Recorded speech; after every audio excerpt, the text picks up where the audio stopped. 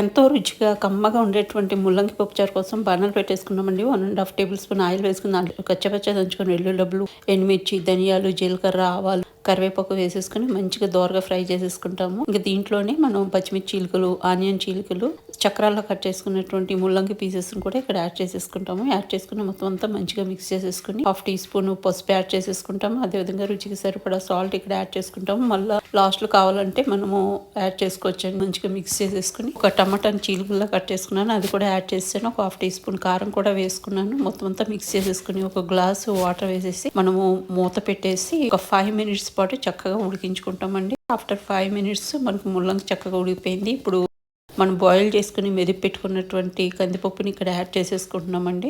నేను ఇక్కడ చిన్న గ్లాస్ కందిపప్పుని తీసుకున్నాను. ఇంకా ఆ మిక్సీ జార్లోనే కొంచెం వాటర్ మనము కడుక్కున్నట్టు చేసుకుని ఆ వాటర్ని కూడా యాడ్ చేసాను. ఒక పెద్ద లెమన్ సైజ్ చింతపండు నానబెట్టి పెట్టుకున్నాను, దాని జ్యూస్ యాడ్ చేశాను.